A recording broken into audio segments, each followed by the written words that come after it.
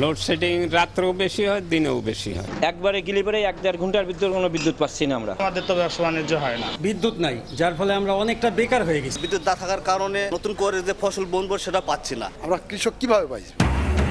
লোডশেডিংয়ে নাজেহাল জনজীবন, গ্রামের অবস্থা নাজুক, জ্বালানি সংকটে কমেছে উৎপাদন। 3 দিনের মধ্যে আসছে আদানির বিদ্যুৎ, প্রয়োজন ছাড়া ফ্যান, লাইট, এসি না চালানোর আহ্বান। জ্বালানি সংকটটা অনেক বেশি অসহনীয় পর্যায়ে চলে গেছে। প্রায় 3000 মেগাওয়াট বিদ্যুতের ঘাটতি। সাশ্রয়ী জাতি না হই তাহলে এই সংকটটা থেকেই যাবে। জ্বালানি তেলের পর বাস ভাড়া বাড়ল কিলোমিটারে 11 পয়সা, আজ থেকেই কার্যকর। এই সমন্বয়টা শুধু এবার বৃদ্ধির ক্ষেত্রে না, তেলের দাম পুনরায় কমলে আবার এই একই প্রক্রিয়ায় ভাড়া কমবে। দেখছিলেন প্রধান শিরোনাম, দুপুরের সময়ের সঙ্গে আছি আমি আলিশা ইসলাম। এবার অন্যান্য শীর্ষ সংবাদ। চলতি মাসেই বোয়িং থেকে 14টি বিমান কিনছে সরকার। 16 ডিসেম্বর থার্ড টার্মিনাল চালুর চিন্তা, 2-3 মাসের মধ্যে কক্সবাজার থেকে আন্তর্জাতিক ফ্লাইট চালু। সংরক্ষিত নারী আসনে বিএনপির 36 মনোনয়নই বৈধ, স্বতন্ত্র একজনের মনোনয়ন গৃহীত। সরকারি চাকরি থাকায় ছিটকে পড়লেন জামাত জোটের মনিরা শারমিন। ঢাকা শহরের এক এক এলাকায় এক এক তাপমাত্রা, পার্থক্য 5 ডিগ্রিরও বেশি। গাছ জলাশয় ঘেরা এলাকায় কম গরম, নগরীকে বাসযোগ্য রাখতে ব্যবস্থা নেওয়ার তাগিদ। ভারতের পশ্চিমবঙ্গে বিধানসভা নির্বাচনে বিভিন্ন স্থানে সহিংসতা, কেন্দ্রে কেন্দ্রে ভোটারের দীর্ঘ লাইন। তামিলনাড়ুতে ভোট দিলেন থালাপাতি বিজয় সহ তারকারা।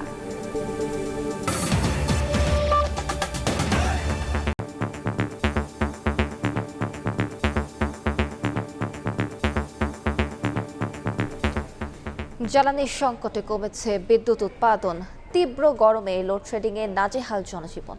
শহরের বেশি নাজুক অবস্থা গ্রামে। কারখানায় কমেছে উৎপাদন, সেচের অভাবে ফেটে চৌচির ফসলের মাঠ, ব্যাহত হচ্ছে পড়ালেখা। সারা দেশে তীব্র গরমে অতিষ্ঠ মানুষ, এর মধ্যেই বিদ্যুৎ বিভ্রাট চরমে। বেশি নাজেহালে গ্রামের মানুষ, কোনো কোনো এলাকায় দিনে 8 থেকে 10 ঘন্টা লোডশেডিং। চাহিদার তুলনায় সরবরাহ কম থাকায় ঘন ঘন লোডশেডিংয়ে অতিষ্ঠ মাদারীপুরবাসী। সবচেয়ে দুর্ভোগে পল্লী বিদ্যুৎ সমিতির গ্রাহকরা। পর্যাপ্ত বিদ্যুৎ না থাকায় কারখানার উৎপাদন নেমেছে অর্ধেকে। অলস সময় কাটাচ্ছেন শ্রমিক কর্মচারীরা। পল্লী বিদ্যুৎ সমিতি ও ওয়েস্ট জোন পাওয়ার ডিস্ট্রিবিউশন কোম্পানির 4,33,000 গ্রাহকের 114 মেগাওয়াটের বিপরীতে পাওয়া যাচ্ছে 64 মেগাওয়াট। লোডশেডিং রাত্রেও বেশি হয়, দিনেও বেশি হয়, কোনো সময়ই হয়। রাত্রে 3-4 বার থাকে না, দিনের ভিতর 5-7 বার থাকে না। বিদ্যুৎ নাই, যার ফলে আমরা অনেকটা বেকার হয়ে গেছি। রাত্রে ঘুমাইতে পারে না, দিনের বেলা কাজ করতে পারে না। ঝিনাইদহের তীব্র লোডশেডিংয়ে নাভিশ্বাস মানুষের মাঝে। দিন রাতে অন্তত 5 থেকে 6 ঘন্টা থাকছে না বিদ্যুৎ। সব থেকে বেশি কষ্টে শিশু ও বৃদ্ধরা। ওজাপাড়িকো ও পল্লী বিদ্যুতের মোট চাহিদা 129 মেগাওয়াটের বিপরীতে সরবরাহ প্রায় অর্ধেক। 35 ভাগ লোডশেডিং দিতে বাধ্য হচ্ছে বাগেরহাট পল্লী বিদ্যুৎ সমিতি। চাহিদার 13 মেগাওয়াট কম সরবরাহ করছে ওজাপাড়িকো। দিনের ভিতরে 4-5 ফিরে যাচ্ছে, রাত্রিও সেই একই পরিস্থিতি, 4-5 ফ্রেজ করে যাচ্ছে। গরমে ঘুমাতে পারছি না, হ্যাঁ, দোকানদারি করতে পারছি না। হঠাৎ করে যখন এই গরমের মধ্যে বিদ্যুৎ চলে যায় তখন হুট করে ঘুমটা ভেঙে যায়। দিনাজপুর শহরে সহনীয় থাকলেও গ্রামাঞ্চলে দিনে 7 থেকে 8 ঘন্টা থাকছে না বিদ্যুৎ। দুশ্চিন্তায় ক্ষুদ্র ব্যবসায়ীরা। চাহিদার 34 মেগাওয়াট কম সরবরাহ হচ্ছে জেলায়। রংপুর শহরে গড়ে প্রতিদিন 3 থেকে 4 ঘন্টা বিদ্যুৎ থাকছে না। গ্রামে থাকছে না অন্তত 10 থেকে 12 ঘন্টা। ঘন্টায় ঘন্টায় কারেন্ট থাকতেছে না, আমরা কাজকর্ম করতে পারতেছি না, আমাদের খুবই ব্যাঘাত ঘটতেছে। ফ্রিজের জিনিস থাকে এগুলাও তো নষ্ট হয়ে যাবে। বর্তমানে 12 থেকে 13 ঘন্টা কারেন্টের লোডশেডিং পাচ্ছি। সিলেটে ঘন ঘন লোডশেডিংয়ে ব্যাহত হচ্ছে শিক্ষার্থীদের পড়ালেখা। বিকল্প ব্যবস্থায় ব্যবসা চালু রাখার চেষ্টা করছেন অনেকে। বিদ্যুৎ উন্নয়ন বোর্ডের তথ্য মতে জেলায় চাহিদা 477 মেগাওয়াটের বিপরীতে পাওয়া যাচ্ছে 297 মেগাওয়াট। এসএসসি পরীক্ষা লেখাপড়া করতে পারছে না বাচ্চারা, খুব অসুবিধা। গরমের কারণে আমাদের পড়ালেখায় মনোযোগ দিতে বেশ কষ্ট হচ্ছে। 8 ঘন্টায় আমরা কারেন্ট পাইলাম 2 ঘন্টা 3 ঘন্টা। কম বেশি সারা বাংলাদেশে সেটা একটু লোডশেডিং হচ্ছে আর কি। আর সেটা আমরা সবাইকে একটু সাশ্রয়ী হয়ে সেটাকে আমরা ওভারকাম করার চেষ্টা করতেছি। মেহেরপুরে ফসলের জমি ফেটে চৌচির, বিদ্যুৎ বিভ্রাট যেন কৃষকের মরার উপর খাড়ার ঘা। গ্রামগুলোতে দিনে 6 থেকে 7 ঘন্টা বিদ্যুৎ থাকছে, এতে সেচ দিতে হিমশিম অবস্থা চাষিদের। 24 ঘন্টায় 4 ঘন্টা কারেন্ট, রাইতে 2 ঘন্টা, দিনে 2 ঘন্টা। মিলে ধান চাল নিয়ে আসি ফিসাই ভাড়াই করার জন্য, ভাই হয়ে যায় বলে হয়নি ভাই, কারেন্ট নেই। বিদ্যুৎ না থাকার কারণে আমরা নতুন করে যে ফসল বুনবো সেটা পাচ্ছি না। পল্লী বিদ্যুৎ সমিতি কর্তৃপক্ষ বলছে জ্বালানির সংকটের প্রভাব পড়ছে বিদ্যুৎ উৎপাদনে। 20 মেগাওয়াটের ঘাটতি, এই ঘাটতি আমরা যদি ডিমান্ড এবং সাপ্লাইয়ের সাথে ঠিক থাকে তাহলে আমরা এর থেকে উত্তরণ করতে পারবো। বিদ্যুৎ সরবরাহ স্বাভাবিক রাখতে প্রয়োজনীয় ব্যবস্থা নেওয়ার দাবি সাধারণ মানুষ ও ব্যবসায়ীদের। খাদিজা স্বপ্না, সময় সংবাদ। এ বিষয়ে বিস্তারিত জানাতে সিলেটে আছেন জয়ন্ত কুমার দাস এবং ঝিনাইদহে লোটাস রহমান সোহাগ। প্রথমেই যাচ্ছি জয়ন্তর কাছে। জয়ন্ত, সিলেটে ঘন ঘন লোডশেডিংয়ে জনজীবন বিপর্যস্ত। 1 ঘন্টা বিদ্যুৎ থাকলেও পরবর্তী 1 ঘন্টা বিদ্যুৎ থাকে না। সারাদিনে যদি বলি 8 থেকে 10 বার লোডশেডিংয়ের কবলে পড়ছে সিলেট, এবং এখানে মানুষের ভোগান্তের কোনো শেষ নেই। একেবারে যদি বলি সব থেকে বেশি ক্ষতিগ্রস্ত হচ্ছেন যারা ব্যবসায়ী আছেন, সেই ব্যবসায়ীরা সকালে 9টার দিকে দোকান খুললেও পরবর্তীতে দেখা যায় সারাদিনই লোডশেডিংয়ের কবলে পড়তে হয়। যারা ক্রেতা আছেন তারা আসেন এবং এখানে অন্ধকার থেকে শুরু করে মানে যারা বিক্রেতা আছে তারা তাদের যে পণ্যগুলো আছে সেগুলো তারা আসলে দেখাতে পারে না ঠিকঠাক মতো, যার কারণে তাদের বিক্রির পরিমাণ কমে গেছে, এমনটাই বলছেন বিক্রেতারা। অন্যদিকে আপনারা জানেন যে চলমান এসএসসি পরীক্ষার্থী যারা রয়েছে তারা আসলে আরো বেশি ক্ষতির সম্মুখীন হচ্ছেন। তারা ঠিকঠাক মতো প্রস্তুতি নিতে পারছেন না, পড়াশোনা করতে পারছেন না। সারা রাত কারেন্ট থাকে না, সারা রাত জেগে থাকতে হয়, সকালে তারা ঘুমায়, আবার এর পরের দিন সকালে পরীক্ষা থাকে। সবকিছু মিলিয়ে যদি বলি এই যে লোডশেডিং এর কবলে কিন্তু পুরো সিলেট, আমরা দেখেছি যারা ব্যবসায়ী আছেন তারা আসলে এখন আমরা যে চিত্র দেখানোর চেষ্টা করছি, এখানে কিন্তু বিদ্যুৎ নেই, অনেকে আইপিএস ব্যবহার করছেন, বিকল্প জেনারেটর অনেকে ব্যবহার করছেন। এবং জানিয়ে রাখতে চাই যেহেতু বৈশ্বিক জ্বালানি সংকট রয়েছে, অনেকে ঠিকঠাক মতো কিন্তু জেনারেটর ঠিক মতো চালাতে পারছেন না, ডিজেলের সংকট রয়েছে, যার কারণে কিন্তু তারা প্রপারলি বিকল্প ব্যবস্থা যেভাবে তারা ব্যবসা পরিচালনা করার কথা সেটা আসলে ঠিকঠাক মতো করতে পারছেন না। এছাড়াও যারা আমরা অনেক অভিভাবকের সাথে কথা বলেছি, তারা সন্তানেরা ঠিকমতো পড়াশোনা করতে পারছেন। এই লোডশেডিং থেকে মুক্তি চায় সিলেট নগরবাসী, এবং তারা বলছেন আসলে যেহেতু সরকারি বিভিন্ন নির্দেশনা আছে সন্ধ্যা 7টার দোকান বন্ধ, সেটিও আসলে বন্ধ করে দিচ্ছে, তারপরে আসলে তারা এখনো কেন এত লোডশেডিং সেটি আসলে প্রশ্ন করছিলেন তারা। জানিয়ে রাখতে চাই বিদ্যুৎ উন্নয়ন বোর্ড সিলেটে কিন্তু সিলেটে বিদ্যুতের চাহিদা রয়েছে 477 মেগাওয়াট, তার মধ্যে পিডিবি গ্রাহকের চাহিদা রয়েছে 170 মেগাওয়াট, পল্লী বিদ্যুতের 360 মেগাওয়াট। সে তুলনায় জাতীয় গ্রিড থেকে পিডিবিতে সরবরাহ হচ্ছে 130 মেগাওয়াট, পল্লী বিদ্যুৎকে সরবরাহ করা হচ্ছে 167 মেগাওয়াট। সবকিছু মিলিয়ে আসলে বিদ্যুতের যে সংকট, যে লোডশেডিং, সেটির কারণে কিন্তু সিলেটে যে জনজীবন, সেই জনজীবন ব্যাহত হচ্ছে। এই মুহূর্তে লোডশেডিং এর আরো খবর জানতে চলে যেতে চাই ঝিনাইদহে, সেখানে আছেন আমাদের সহকর্মী সোহাগ।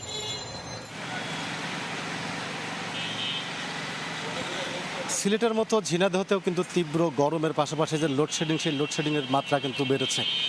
আজকে যে ঝিনাইদহের যে ওজোপা ডিকো রয়েছে, সেই ওজোপা ডিকোর কর্মকর্তাদের সাথে আমি কথা বলছি, তারা জানিয়েছেন পিক আওয়ারে বিশেষ করে দুপুর এবং সন্ধ্যায় তারা 54 মেগাওয়াট বিদ্যুতের চাহিদা রয়েছে আমাদের ওজোপা ডিকোতে। এই ওজোপা ডিকোতে তারা প্রায় 40% লোডশেডিং দিতে হচ্ছে, যে কারণে ভোগান্তিতে পড়েছে আসলে শিশু থেকে শুরু করে বৃদ্ধরা, এছাড়াও বিভিন্ন ব্যবসা প্রতিষ্ঠান, শিক্ষা প্রতিষ্ঠানের শিক্ষার্থীরাও কিন্তু আসলে এই তীব্র গরমে নাজেহাল হয়েছে। আমরা এই যে এখন যে শহরের যে একটা ফিডার রয়েছে, এই ফিডারে আসলে কিন্তু সকাল থেকে এই দিয়ে বোধ হয় 3 বার লোডশেডিং হয়েছে। এবং শুধু এটা না, জেলা শহরগুলোতে এবং উপজেলা গ্রাম অঞ্চলে কিন্তু পল্লী বিদ্যুতের লোডশেডিংটা পরিমাণটা একটু বেশি লক্ষ্য করা গেছে, যে কারণে আসলে দেশব্যাপী যে জ্বালানির সংকট, সেই সংকটের পাশাপাশি বিদ্যুতের এই লোডশেডিংয়ের কারণে সে কৃষিপণ্য থেকে শুরু করে যারা সেচে ব্যবহার করা হয় বিদ্যুতের সেচ, সেই কৃষকরাও কিন্তু সমস্যায় পড়েছে। এবং আমরা যেটা দেখেছি, ব্যবসায়ীদের সাথে কথা বলছি, তারা আসলে বলছেন যে সন্ধ্যা 7টার মধ্যে যখন ব্যবসা প্রতিষ্ঠান বন্ধ করতে হচ্ছে, আর এদিকে কয়েক দফা লোডশেডিংয়ের কারণে কিন্তু ব্যবসায়ীরা কিন্তু ক্ষতির সম্মুখীন হচ্ছেন। এবং তারা বলছেন যে এই সকাল থেকে কয়েকবারের যেই লোডশেডিং সেই লোডশেডিংয়ে কিন্তু বিশেষ করে উৎপাদনশীল যেসব প্রতিষ্ঠান রয়েছে, যেসব শিল্প কলকারখানা রয়েছে সেগুলো বন্ধ থাকার কারণে কিন্তু তারা তাদের লোকসানের সম্মুখীন হতে হচ্ছে এবং ব্যবসায়ীরাও কিন্তু তাদের প্রতিষ্ঠানে কিন্তু খরিদ্দার বা ক্রেতাও কিন্তু কম আসছে, উপস্থিতিও কম আসছে এবং শহরে এই গরমের পাশাপাশি লোডশেডিংয়ের কারণে কিন্তু শহরের মানুষের উপস্থিতি বেড়েছে এই লোডশেডিংয়ের কারণে। তো এই ছিল ঝিনাইদহ থেকে আমার কাছে লোডশেডিং তার সর্বশেষ। দেশের বিভিন্ন প্রান্ত থেকে লোডশেডিংয়ের খবর জানাচ্ছিলেন সহকর্মীরা। দেশের জ্বালানি সংকট অসহনীয় পর্যায়ে চলে গেছে বলে জানিয়েছে বিদ্যুৎ বিভাগ। অপ্রয়োজনে লাইট, ফ্যান ও এসি ব্যবহার না করার আহ্বান জানিয়েছে সরকার। দুপুরে সচিবালয়ে সংবাদ সম্মেলনে বিদ্যুৎ বিভাগের যুগ্ম সচিব উমের রেহানা জানান, দেশে গ্যাসভিত্তিক বিদ্যুৎ উৎপাদনের সক্ষমতা 12,000 মেগাওয়াট হলেও গ্যাসের অভাবে উৎপাদন অর্ধেকে নেমে গেছে। ঘাটতি প্রায় 3,000 মেগাওয়াট। 26 এপ্রিলের মধ্যে ভারতের আদানির বিদ্যুৎ সরবরাহ শুরু হবে বলেও জানান তিনি। এ সময় এসির তাপমাত্রা 25 ডিগ্রি সেলসিয়াসের মধ্যে রাখার আহ্বান জানানো হয়। জ্বালানি সংকটটা অনেক বেশি অসহনীয় পর্যায়ে চলে গেছে। যখন এসি চালাবো তখন এসিটা যাতে 25 ডিগ্রি সেলসিয়াসের উপরে থাকে। আমরা দিনের বেলা কার্টেনগুলো আমরা জানালার পর্দাগুলো করে রাখবো যাতে আমাদের লাইট কম লাগে। আসলে আমরা যদি জাতি হিসেবে সাশ্রয়ী জাতি না হই তাহলে এই সংকটটা থেকেই যাবে। 26 তারিখে আদানির সেকেন্ড ইউনিটটা ঠিক হয়ে যাবে, আমরা বিদ্যুৎ সরবরাহ পেয়ে যাব। আমাদের যদি জ্বালানি দিতে পারে আমরা পূর্ণমাত্রায় বিদ্যুৎ দিতে পারবো। জ্বালানি তেলের মূল্য বৃদ্ধির পর ডিজেল চালিত সব গণপরিবহনে ভাড়া কিলোমিটারে বাড়ল 11 পয়সা। আজ থেকেই কার্যকর হয়েছে এই সিদ্ধান্ত। সড়ক পরিবহন ও সেতুমন্ত্রী জানান, সিএনজি চালিত গণপরিবহনের ক্ষেত্রে বর্ধিত ভাড়া প্রযোজ্য হবে না। মধ্যপ্রাচ্য যুদ্ধের কারণে টালমাটাল জ্বালানির বৈশ্বিক বাজার। বাংলাদেশেও তীব্র হয়েছে সংকট। অর্থনীতি সামাল দিতে বেড়েছে সব ধরনের জ্বালানি তেলের দামও। জ্বালানি তেলের দাম বাড়ানোর 5 দিনের মাথায় এবার এলো গণপরিবহনে ভাড়া বৃদ্ধির সিদ্ধান্ত। শুধু ডিজেলের বাড়তি দাম নয়, বিভিন্ন খরচ যোগ করে বাস ভাড়া কিলোমিটার প্রতি 22 পয়সা বাড়ানোর প্রস্তাব দেয় মালিক সমিতির নেতারা। ন্যূনতম রেটে এটা বাড়ানো হয়েছে। গেল কয়েকদিনে এ নিয়ে মালিক, শ্রমিক ও সরকারের দফায় দফায় বৈঠকের পর ডিজেল চালিত সব পরিবহনের ভাড়া 11 পয়সা বাড়ানোর সিদ্ধান্তের কথা জানান সড়ক পরিবহন ও সেতুমন্ত্রী। এর ফলে ঢাকা ও চট্টগ্রাম মহানগরে পরিবহন ভাড়া প্রতি কিলোমিটারে 2 টাকা 42 পয়সা থেকে বেড়ে 2 টাকা 53 পয়সা। আন্তজেলা ও দূরপাল্লার ক্ষেত্রে বর্তমান ভাড়া কিলোমিটারে 2 টাকা 12 পয়সার স্থলে 2 টাকা 23 পয়সা নির্ধারণ করা হয়। মনিটরিং আমাদের আগেও আছে, এটা নির্ধারণ করা হবে, প্রজ্ঞাপন জারি করে নির্ধারণ করে দেওয়া হবে। বিশেষ করে নন এসি বাসের ভাড়া নির্ধারণ করা আছে, সব জায়গায় আছে। তো সেভাবেই এটা আপনার কার্যকর হবে। 10 টাকা 8 টাকা এর স্থানভেদে আছে, সেটা বহাল থাকবে। ভাড়া বৃদ্ধির সিদ্ধান্ত আজ থেকেই কার্যকর হবে এবং সিএনজি চালিত বাসের ক্ষেত্রে এটি বিবেচিত হবে না জানিয়ে মন্ত্রী বলেন, তেলের দাম কমে গেলে ভাড়া আবার কমানো হবে। তেলের দাম বাড়া কমানোর সাথে সমন্বয়টা কি হবে, একটা প্রজ্ঞাপন জারি করে বিআরটিএ ওই ফর্মুলা অনুসারে ভাড়া নির্ধারণ করে দেবে। সমন্বয়টা একটা চলমান প্রক্রিয়া থাকবে। এর জন্য নতুন করে আর মিটিং করে সিদ্ধান্ত নেওয়ার প্রয়োজন হবে না বিধায় আমরা মনে করেছি। রেল ও নৌ পরিবহনের ভাড়া বৃদ্ধির বিষয়ে এখনো সিদ্ধান্ত নেওয়া হয়নি বলেও জানান সড়ক মন্ত্রী। এখনো পর্যন্ত কোনো সিদ্ধান্ত হয়নি। প্রসূন আশিস, সময় সংবাদ, ঢাকা। রাজধানীর পাম্পে এদিকে সরবরাহ বাড়লেও পাম্পে কমছে না জ্বালানি তেল নেয়ার লাইন। সময়ের সঙ্গে যা আরও বড় হয়। চালকদের অভিযোগ, অনেক পাম্প বন্ধ থাকায় চাপ বেড়ে গেছে কয়েক গুণ। ফুয়েল পাস নিয়েও মিশ্র প্রতিক্রিয়া রয়েছে চালকদের। তপ্ত রোদে দীর্ঘ লাইনে দাঁড়িয়ে দারোয়ান আব্দুল খালেক পরিবার চালাতে বাড়তি আয়ের আশায় ডিউটির ফাঁকে করেন রাইড শেয়ার। জ্বালানি সংকটে তেল নিতে কেটে যায় দিন, থেমে থাকে চাকা, জীবনের গতি, জীবিকা। মূলত সিকিউরিটি গার্ডে চাকরি করি, সাথে পাশাপাশি এডে দিয়ে ওই যে হুন্ডায় ভাড়া মারি, দেখা যাচ্ছে মাঝে মধ্যে 500 মারি, 700 মারি, 300 মারি। আবার ডিউটির সময় ডিউটি দিতে ডিউটি শেষ করে আসি। এর ভিতরে আমার যেনকে তেল নিতে হয় সেনকে তো আর ভাড়া টাড়া মারা সম্ভব হবে না। এই তেল নিতে যে দিনটি এই আজকে আইছি না, এই যত সকাল হোক এই শেষ। তার মতো কয়েক ঘন্টা অপেক্ষার পর জ্বালানি তেল পাচ্ছেন রাজধানীর বিভিন্ন ধরনের পরিবহন চালকরা। প্রাইভেট কার, মাইক্রোবাসের চালকদের অপেক্ষা আরও দীর্ঘ। এই রোদের ভিতরে 2.5 ঘন্টা যাবত আছি, আরও সামনে হয়তো আরও আধা ঘন্টা লাগবে, 3 ঘন্টা। গাড়ি নিয়ে সিরিয়াল ধরছি 7টায়, এখন 11:30 বাজে, প্রায় পাম্পের কাছে আসছে। প্রচণ্ড গরম, গরমে পড়া শেষ হয়ে গেছে, প্রায় 3-4 ঘন্টা তো হয়েছেই। আমরা কষ্টের কথা বলার মতো কাউকে পাই না। জ্বালানি ব্যবস্থাপনায় স্বচ্ছতা আনতে ফুয়েল পাস চালু হলেও অ্যাপসটি নিয়ে আছে মিশ্র প্রতিক্রিয়া। অনেকের অভিযোগ, ঢাকার সব পাম্প পুরোদমে তেল বিক্রি না করায় চাপ বেড়েছে কয়েক গুণ। ঝামেলাতে পড়তেছে অনেকে। আমি তো অ্যাপস মাত্র খুলছি সকালে, এখন পাম্পে গেলে বুঝতে পারবো। 15 দিন ধরে আমি ট্রাই করতেছি, রেজিস্ট্রেশন হচ্ছে না। এখন 2.5 ঘন্টা দাঁড়ায় সিরিয়ালে আসলাম, বলতেছে পাস ছাড়া নাকি দিবে না। কিন্তু গত 2 থেকে 3 দিন ফুয়েল পাস ছাড়া কোনো তেল সরবরাহ বাড়াতে হচ্ছে না। তো কিছু টেকনিক্যাল ত্রুটি আমাদের সামনে চলে আসে আলটিমেটলি, তো সেগুলোকে আমরা তাদেরকে ওইভাবেই বুঝে বলা হয় যে আপনি হয়তো টেকনিক্যাল সমস্যার সমাধান করে আসতে হবে, আইদার আমার এখান থেকে তেল সরবরাহ করা সম্ভব না। ফুয়েল পাস অ্যাপ ব্যবহারকারীরা প্রতিবারে সর্বোচ্চ 10 লিটার করে অকটেন পেট্রোল পাচ্ছেন। এছাড়া প্রাইভেট কার চালকরা 2 আর মাইক্রোবাস পাচ্ছে 3000 টাকার তেল। ফরহাদুর রহমান, সময় সংবাদ, ঢাকা। জ্বালানি সংকট ও দাম বৃদ্ধির প্রভাবে উৎপাদন থেকে শুরু করে রফতানি আয় আরও কমার শঙ্কা তৈরি পোশাক শিল্প মালিকদের, যা কর্মসংস্থানের সুযোগ কমিয়ে সরকারকে চাপে ফেলবে বলে শঙ্কা তাদের। সংকট মোকাবেলায় উদ্যোক্তাদের সঙ্গে বসে সরকারকে করণীয় ঠিক করার তাগিদ দিচ্ছে বিকেএমইএ। পাশাপাশি নিম্ন আয়ের মানুষকে চাপমুক্ত রাখতে সামাজিক সুরক্ষা খাতের আওতা বাড়ানোর পরামর্শ অর্থনীতিবিদের।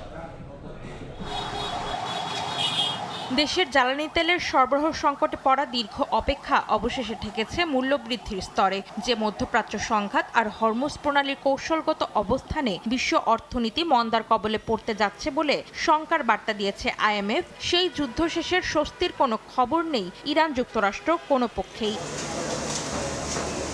এ অবস্থায় দীর্ঘমেয়াদী জ্বালানি সংকটে ভোগার শঙ্কায় পড়া পোশাক শিল্প মালিকরা বলছেন, পণ্য তৈরি ও সরবরাহ স্বাভাবিক রাখতে না পারলে ঝুঁকিতে পড়বে কর্মসংস্থানের সুযোগ। জ্বালানি সংকটের কারণে উৎপাদন আমাদের ব্যাহত হচ্ছে, এই জায়গাটাও কিন্তু বাইরের নলেজ আছে। ফলে বাইরে কিন্তু আমাকে কিন্তু অর্ডার প্লেসিং কমিয়ে দিয়েছে। 10 ঘন্টার ওয়ার্কিং আওয়ারে 2 ঘন্টা কিন্তু আমার লোডশেডিং গেলে আমার 20% প্রোডাকশন কিন্তু আমার ক্ষতিগ্রস্ত হয়েছে। এবং এটা যদি আরও দীর্ঘায়িত হয় তাহলে কিন্তু সংকট কিন্তু প্রকট আকার ধারণ করবে। আমার কিন্তু 2 ঘন্টা কাজ না করেও কিন্তু শ্রমিকের বেতন আমাকে দিতে হচ্ছে, আবার উৎপাদনও আমার 2 ঘন্টা কম হচ্ছে। চাপ সামলাতে সরকারকে উৎপাদনমুখী খাতের বেসরকারি শিল্প খাতের উদ্যোক্তাদের সঙ্গে বসে কৌশল ঠিক করার তাগিদ দিচ্ছেন তারা। সরকারকে সমন্বিতভাবে কাজটা করতে হবে, সবাইকে মানে সমন্বয় করে কাজ করতে হবে। সরকার বিকল্প সোর্সিং থেকে এই তেল আনার যে ব্যবস্থা সেটাকে রাখতে হবে। রিপেমেন্ট শিডিউল, ক্লাসিফিকেশনের যে রুল, এইগুলিকে এই সময়ে কিছুটা স্থিমিত করা দরকার বলে আমরা মনে করি। সুতরাং এই ক্ষেত্রে বাংলাদেশ ব্যাংকে সময়োপযোগী সিদ্ধান্ত দেওয়া জরুরি। সব খাতে জ্বালানি তেলের দাম বাড়ানোর প্রভাব বিবেচনায় পণ্য মূল্য বৃদ্ধির চাপ থেকে সাধারণ মানুষকে রক্ষা করতে সামাজিক সুরক্ষার আওতা বাড়ানোর পরামর্শ দিচ্ছেন অর্থনীতিবিদরা। আমাদের এখনই হচ্ছে বিলাসী আমদানি পণ্যের ক্ষেত্রে রেস্ট্রিকশন আরোপ করা উচিত, পট জালটা বাড়ানো উচিত, এক্সপোর্টের জার্নি যাতে দ্রুত দেশে আসে সেই ব্যবস্থা করা উচিত, এবং ওভারঅল আমাদের যে নিম্ন এবং মধ্যবিত্ত শ্রেণীকে সোশ্যাল সেফটিনেটের আওতায় নিয়ে আসা এবং সেটাকে আরও শক্তিশালী করা। তা না হলে আমাদেরকে এখন যে অর্থনৈতিক প্রবলেম রয়েছে, অর্থনৈতিক পেছনে রয়েছে, এটা দ্রুত সামাজিক সমস্যায় রূপ নিতে পারে। আগামীতে জ্বালানি তেলের দাম আর বাড়াতে না হয় সেই পরিকল্পনা বাস্তবায়নের পাশাপাশি উৎপাদনমুখী খাতে চাহিদা মতো জ্বালানি সরবরাহে সরকারকে বিশেষ গুরুত্ব দেওয়ার তাগিদ সংশ্লিষ্টদের। অন্তরা সেন, সময় সংবাদ, ঢাকা। চলতি মাসে বোয়িং থেকে 14টি উড়োজাহাজ কিনছে সরকার। কিছু বিমান লিজ নেয়ার বিষয়ে কাজ করছে মন্ত্রণালয়। সচিবালয়ে প্রধানমন্ত্রীর সঙ্গে বৈঠক শেষে কথা জানান বেসামরিক বিমান পরিবহন ও পর্যটন প্রতিমন্ত্রী। জানান 16 ডিসেম্বর বা নতুন বছরের শুরুতেই শাহজালাল বিমানবন্দরের 3rd টার্মিনাল চালুর চেষ্টা চলছে।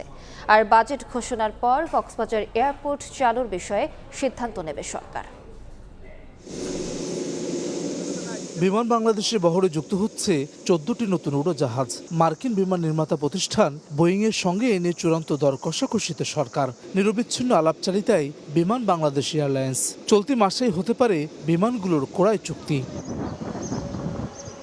বোয়িং থেকে বিমান কেনাসহ এভিয়েশন খাতের সার্বিক দিক নিয়ে সচিবালয়ে প্রধানমন্ত্রীর সঙ্গে বৈঠক করেন বিমানমন্ত্রী, প্রতিমন্ত্রী ও সংশ্লিষ্টরা। পরে বিমান প্রতিমন্ত্রী জানান 30 এপ্রিলের মধ্যেই বোয়িং থেকে বিমান কেনা এবং লিজ নেওয়ার বিষয়ে কাজ শুরু করেছে সরকার। 30 এপ্রিলের মধ্যেই আমরা বোয়িংয়ের সঙ্গে চুক্তি করতে যাচ্ছি we are purchasing 14 aircraft from Boeing. At the same time আমাদের যে এই 5 বছর লাগবে তাদের এই বোয়িং ডেলিভারি করতে, এর মধ্যে আমরা বোয়িং এবং এয়ারবাসের সঙ্গে যোগাযোগ করে আমরা কিছু লিজে আমরা এয়ারক্রাফট আনবো খুব শিগগিরই। এ সময় বিমানকে লাভজনক করতে সরকার প্রধান একগুচ্ছ নির্দেশনা দিয়েছেন জানিয়ে প্রতিমন্ত্রী বলেন 16 ডিসেম্বর বা নতুন বছরের শুরুতেই শাহজালাল আন্তর্জাতিক বিমানবন্দরের 3rd টার্মিনাল চালুর লক্ষ্য নিয়ে কাজ শুরু হয়েছে। আমরা চিন্তা করতেছি এন্ড অফ দিস ইয়ার, যদি পারি 16 ডিসেম্বরে করলাম, আর না হলে আমরা নিউ ইয়ারে করলাম। এরকম ধরনের একটা চিন্তাভাবনা আমরা করেছি, এটা রাফ আলোচনা হয়েছে। তিনি এমন নির্দেশনা দিয়েছেন যে আপনাদেরকে এখানে দায়িত্ব দেওয়া হয়েছে এটাকে লাভজনক করতে হবে, অন্য এয়ারলাইন্সগুলো লাভ করতে পারলে আপনারা করতে পারেন না কেন?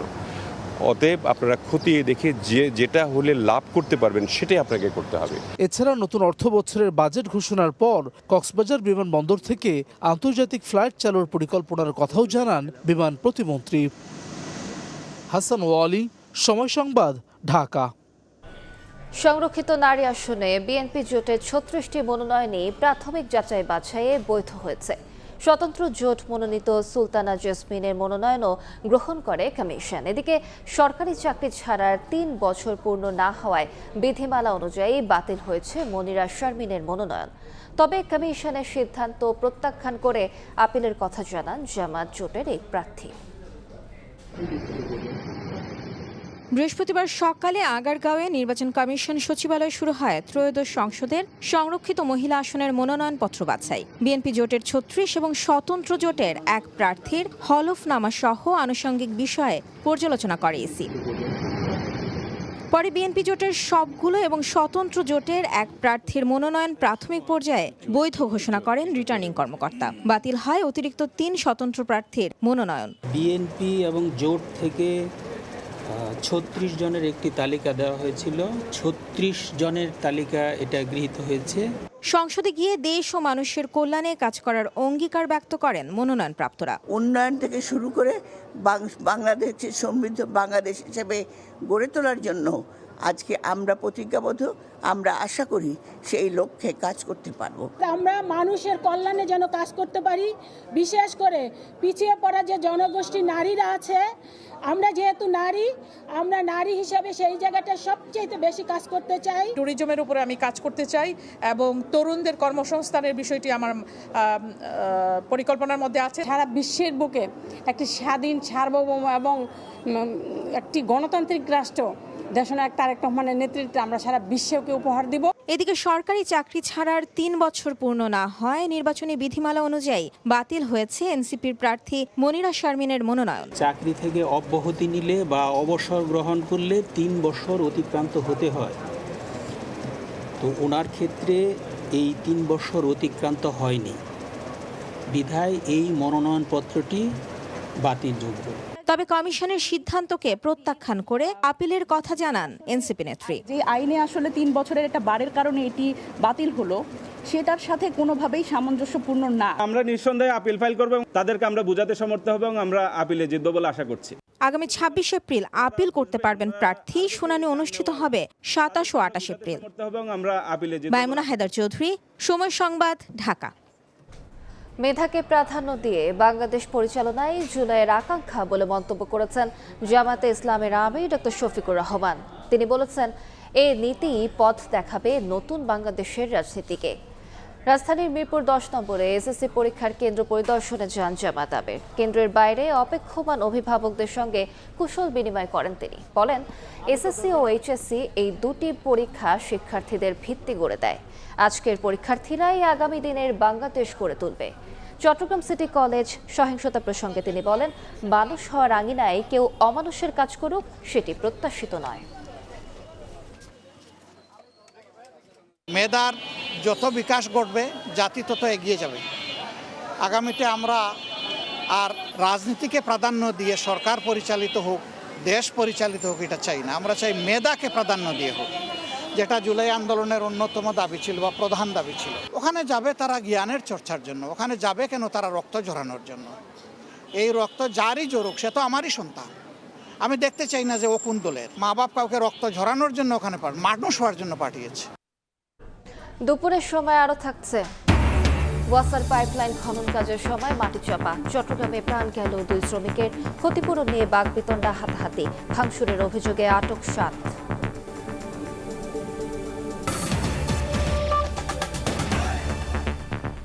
প্রতিদিনই হামে আক্রান্ত হয়ে সারা দেশ থেকে রাজধানীর হাসপাতালগুলোতে ভর্তি হচ্ছে শিশুরা। শরীরে জটিল রোগ থাকলে টিকা দেয়া থাকলেও শিশু আক্রান্ত হতে পারে বলে জানান চিকিৎসক। শিশুদের হাম থেকে সুরক্ষা দিতে চিকিৎসকরা 2টি ভ্যাকসিন নেওয়ার উপর জোর দেন। এদিকে পরিস্থিতি ধীরে ধীরে নিয়ন্ত্রণে আসছে বলে দাবি করেন স্বাস্থ্যমন্ত্রী।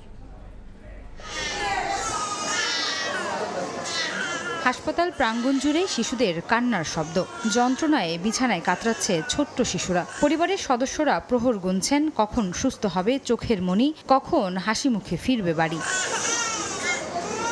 দিন পেরোলেও কমছে না হাসপাতালে হামে আক্রান্ত শিশুর সংখ্যা। প্রতিদিন রাজধানী শিশু হাসপাতালে নতুন করে ভর্তি হচ্ছে প্রায় 10 শিশু। হাসপাতালে ভর্তি হওয়া বেশিরভাগ শিশুর আছে বিভিন্ন জটিলতা। টিকা দেওয়ার পরেও অনেক শিশু হামে আক্রান্ত হওয়ায় উদ্বিগ্ন অভিভাবকরা। ও অসুস্থ হওয়ার 10 দিন আগে একটা হামের টিকা দিয়েছিলাম, তারপরে আজকে 1 সপ্তাহ থেকে জ্বর, সর্দি, কাশ, আরও অনেক ধরনের রোগ আছে। এটার জন্য বলছে যে পরীক্ষা করে তারপরে বুঝতে পারবো। অবস্থা যখন আসছিলাম তখন একটু খারাপই ছিল, এখন আলহামদুলিল্লাহ আগের থেকে সুস্থ আছে। শরীরে জটিল রোগ থাকলে টিকা অনেক সময় কাজ নাও করতে পারে বলে জানান চিকিৎসক। শিশুদের হাম থেকে সুরক্ষা দিতে 2টি ভ্যাকসিন নেওয়ার জোর দেন চিকিৎসকরা। অনেক সময় দেখা যায় 15 মাস এটা দেয় না। একটা টিকা দিলে কিন্তু 100% বা 95% ইমিউনিটি দেয় না। একটা টিকা দিলে হয়তো 60-70% দেয়, 2টা দিলে 95% উপরে দেয়, এটা প্রোটেকশন হয়ে যায়। এদিকে জাতীয় বার্ন অ্যান্ড প্লাস্টিক সার্জারি ইনস্টিটিউটে জাতীয় পুষ্টি সপ্তাহ 2026-এর উদ্বোধন অনুষ্ঠানে স্বাস্থ্যমন্ত্রী জানান হাম পরিস্থিতি ধীরে ধীরে নিয়ন্ত্রণে আসছে। হাম তো আপনারা জানেন কি অবস্থা এখন ছিল, যাক সবার প্রচেষ্টা আমরা মোটামুটি একটা কন্ট্রোলের মধ্যে আনতে সক্ষম হচ্ছি। এছাড়া শিশুদের পুষ্টি নিশ্চিত করতে মায়ের শাল দুধের বিকল্প নেই বলেও মন্তব্য করেন স্বাস্থ্যমন্ত্রী সরদার মোহাম্মদ সাখাওয়াত হোসেন। আয়েশা সিদ্দিক সামিয়া, সময় সংবাদ, ঢাকা। বাংলাদেশিদের স্বল্প ব্যয়ে মানসম্মত স্বাস্থ্যসেবা দিতে ভারত প্রতিশ্রুতিবদ্ধ বলে জানিয়েছেন ঢাকায় নিযুক্ত দেশটির হাই কমিশনার প্রণয় কুমার ভার্মা। রাজধানীর একটি হোটেলে এক চুক্তি সই অনুষ্ঠানে তিনি জানান, বাংলাদেশের চিকিৎসা খাতের সক্ষমতা বাড়াতে যৌথ উদ্যোগে কাজ করতে চায় ভারত। এ সময় মেডিকেল ট্যুরিজম খাত সুসংগঠিত করতে দুদেশের বেসরকারি খাতকে এগিয়ে আসার আহ্বান জানান হাই কমিশনার। আয়োজকরা জানান, এই চুক্তির মাধ্যমে বাংলাদেশি রোগীরা ভিসা সহায়তা, উন্নত চিকিৎসা, আবাসন ব্যবস্থা সহ বিমান ভাড়ায় বিশেষ ছাড় পাবেন। Future of our bilateral cooperation will have to be shaped not only by governments but also by businesses, entrepreneurs and institutions that can identify complementarities and convert them into shared prosperity. The quality healthcare systems, innovation and affordability that India offers are globally recognized. We are hopeful that these two companies coming together have the potential to bring those strengths closer to the people of Bangladesh, expanding access, choice and quality in healthcare services. ষষ্ঠ দিনে 9টি ফ্লাইটে Saudi আরব যাবেন 3577 জন হজযাত্রী। এই মুহূর্তে আশকোনা হজ ক্যাম্পে আছেন সহকর্মী সামতানি প্রত্যয়। সরাসরি যাচ্ছি তার কাছে। প্রত্যয়,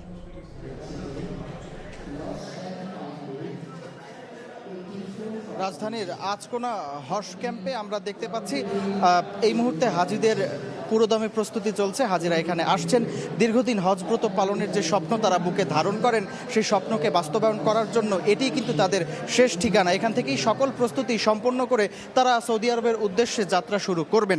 আজ আমরা কিছুক্ষণ আগে হজের এই হজ অফিসের পরিচালকের সঙ্গে কথা বলেছি।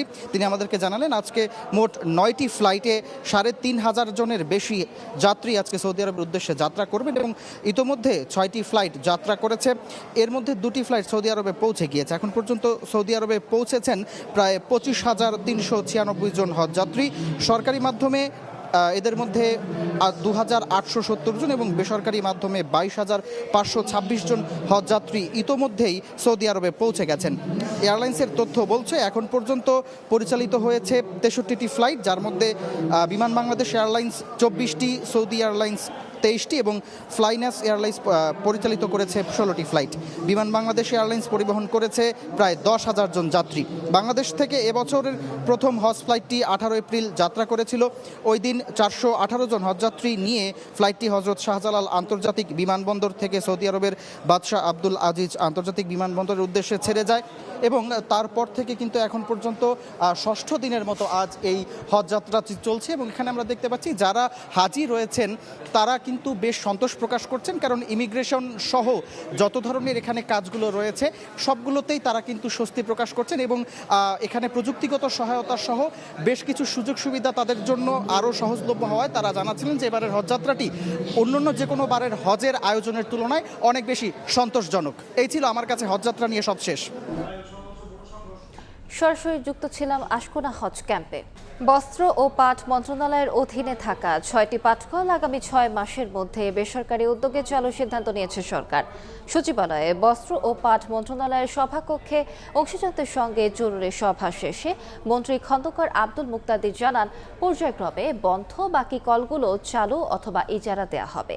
এতে বিনিয়োগের পাশাপাশি রফতানি ও কর্মসংস্থান বাড়বে বলে জানান তিনি। বৈঠকে বিডার চেয়ারম্যান আশিক চৌধুরী সহ বিটিএমসির ঊর্ধ্বতন কর্মকর্তা ও সংশ্লিষ্টরা অংশ নেন।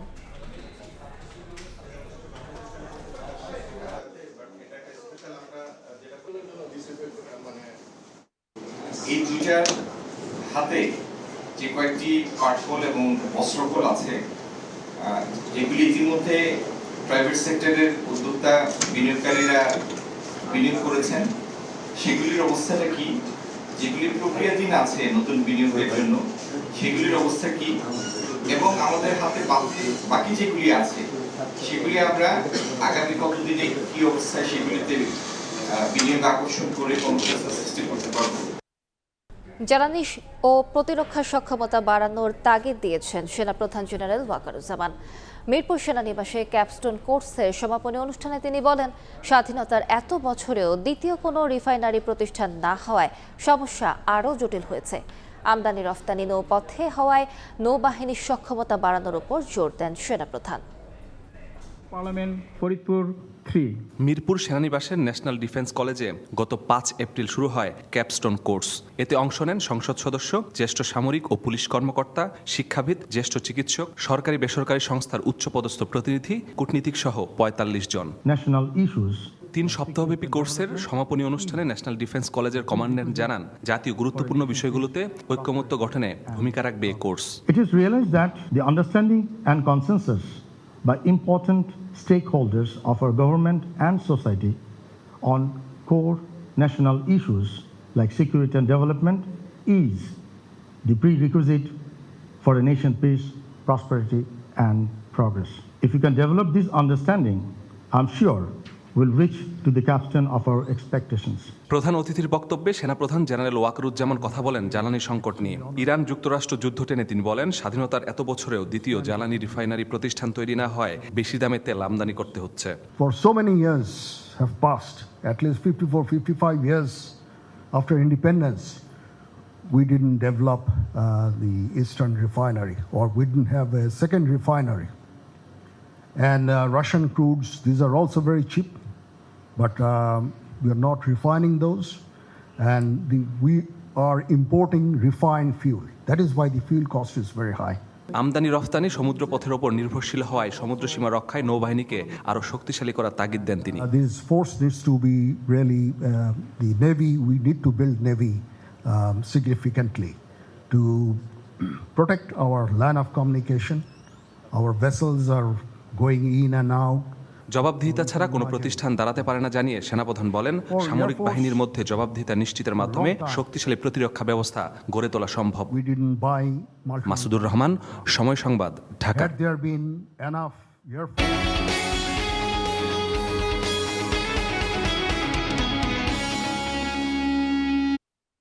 মধ্যপ্রাচ্য সংঘাতের মধ্যেও প্রবাসী আয়ে ইতিবাচক ধারায় বাংলাদেশ। চলতি মাসের প্রথম 21 দিনে এসেছে $233 কোটি রেমিটেন্স, যা গত বছরের একই সময়ের তুলনায় প্রায় 19% বেশি। এদিকে 2022 সালের অক্টোবরের পর সর্বোচ্চ উঠেছে বাংলাদেশ ব্যাংকের রিজার্ভ। মধ্যপ্রাচ্যে চলমান যুদ্ধ ও ভূরাজনৈতিক উত্তেজনার মধ্যেও বাংলাদেশের রেমিটেন্স প্রবাহের গতি কমেনি। চলতি মাসের প্রথম 21 দিনেই 233 কোটি 20 লাখ ডলার রেমিটেন্স এসেছে। গত বছরের একই সময়ের তুলনায় তা 18.8% বেশি। গেল জুলাই থেকে 21 এপ্রিল পর্যন্ত এসেছে 2454 কোটি ডলার, যা এক বছর আগের একই সময়ের তুলনায় 20.2% বেশি। বুধবার সন্ধ্যায় এ তথ্য জানিয়েছে বাংলাদেশ ব্যাংক। কেন্দ্রীয় ব্যাংকের হিসেবে দেশের মোট বৈদেশিক মুদ্রার রিজার্ভ গেল 21 এপ্রিল দাঁড়িয়েছে 3,512 কোটি 59 লাখ ডলারে। আর আন্তর্জাতিক মুদ্রা তহবিল IMF এর হিসাব পদ্ধতি BPM 6 অনুযায়ী রিজার্ভ দাঁড়িয়েছে 3,045 কোটি 90 লাখ ডলারে। গেল 16 এপ্রিল পর্যন্ত দেশের মোট রিজার্ভের পরিমাণ ছিল 3,503 কোটি 80 লাখ ডলার, আর BPM 6 ছিল 3,036 কোটি 62 লাখ ডলার।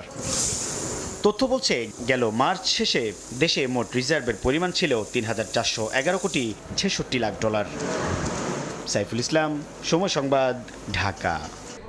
একই শহরের ভিন্ন ভিন্ন তাপমাত্রা, যেখানে গাছপালা ও জলাশয় আছে সেখানে কিছুটা কম, যেখানে নেই সেখানে বেশি। তাপমাত্রার তারতম্যের এই পরিস্থিতি অব্যাহত থাকলে নিকট ভবিষ্যতে বসবাসের যোগ্যতা হারানো ঢাকা নাম লেখাবে বিলুপ্ত শহরে। বিশেষজ্ঞরা বলছেন, পরিকল্পনার অভাব, জলাশয় দখল ও গাছপালা নিধনই এমন পরিস্থিতির জন্য দায়ী। মুহাইমিনুর রহমান ও অনুপ দত্তের ছবিতে আবু সাইদ নিশানের প্রতিবেদন।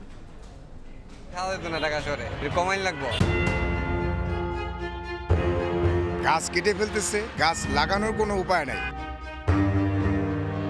একদিকে সবুজের সমারোহ ও পাখির কলরবে মুখরিত বোটানিক্যাল গার্ডেন, চিড়িয়াখানা, অন্যদিকে আকাশচুম্বী ভবনে ঘেরা মিরপুর 10 নম্বর। দূরত্ব মাত্র 3 কিলোমিটার, অথচ তাপমাত্রার ব্যবধান 4 ডিগ্রি।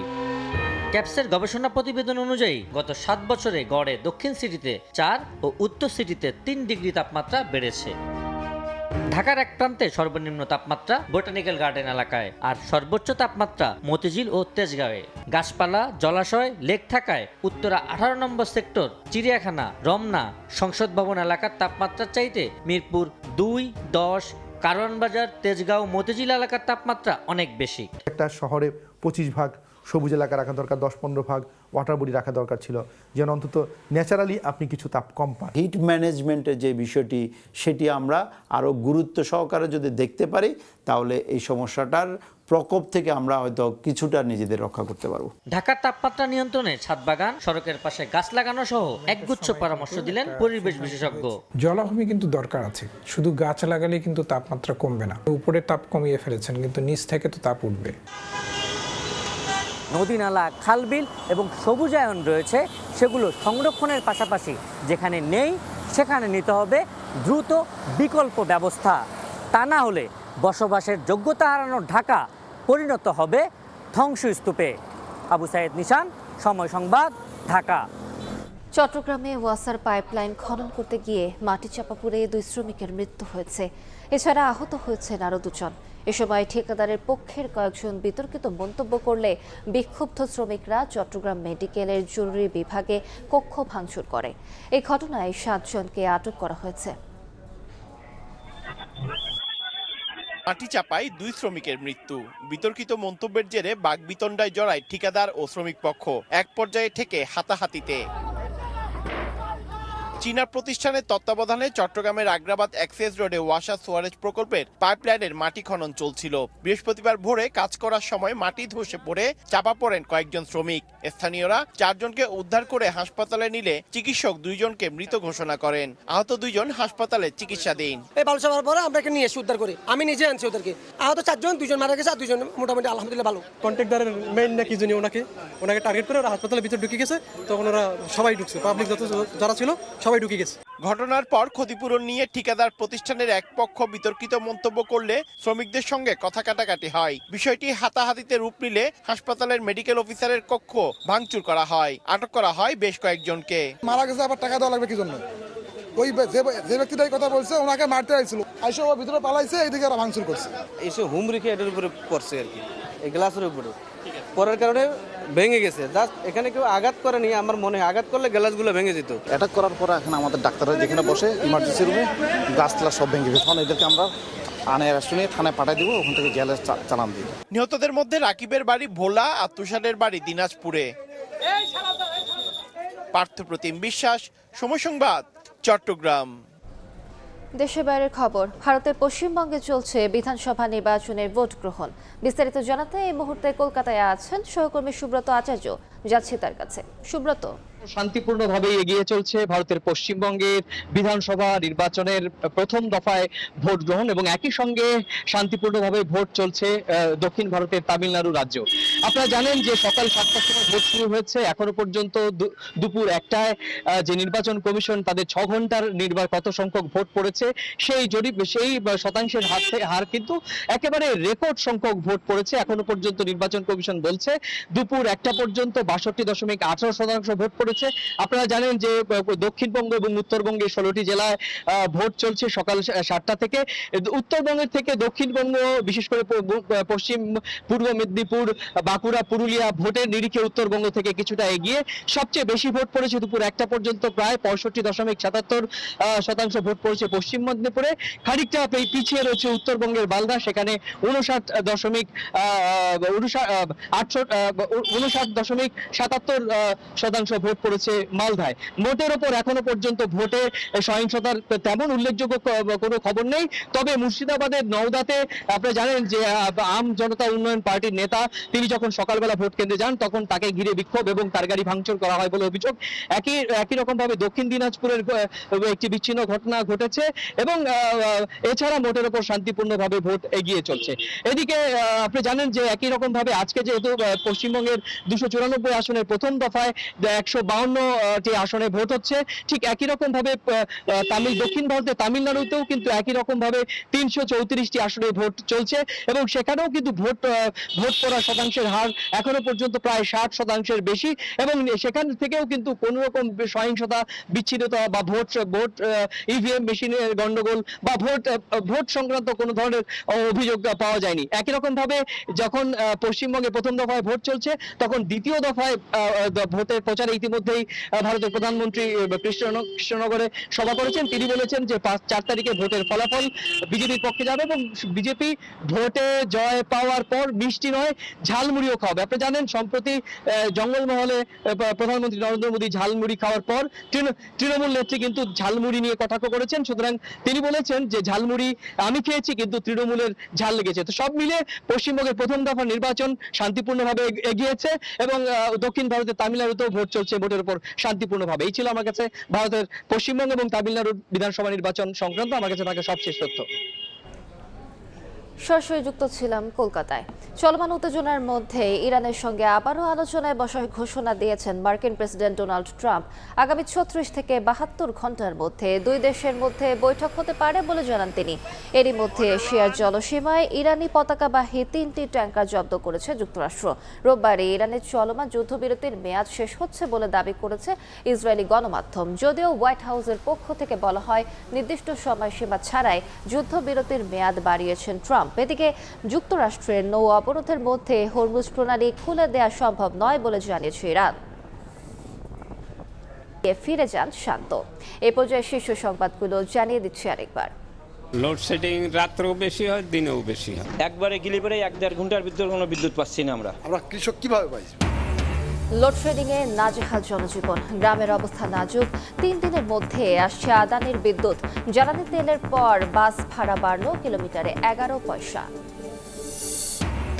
চলতি মাসেই বোয়িং থেকে 14টি বিমান কিনছে সরকার। 16 ডিসেম্বর থার্ড টার্মিনাল চালুর চিন্তা। 2-3 মাসের মধ্যে কক্সবাজার থেকে আন্তর্জাতিক ফ্লাইট চালু। ভারতের পশ্চিমবঙ্গে বিধানসভা নির্বাচনে বিভিন্ন স্থানে সহিংসতা, কেন্দ্রে কেন্দ্রে ভোটারের দীর্ঘ লাইন। তামিলনাড়ুতে ভোট দিলেন থালাপাতি বিজয় সহ তারকারা।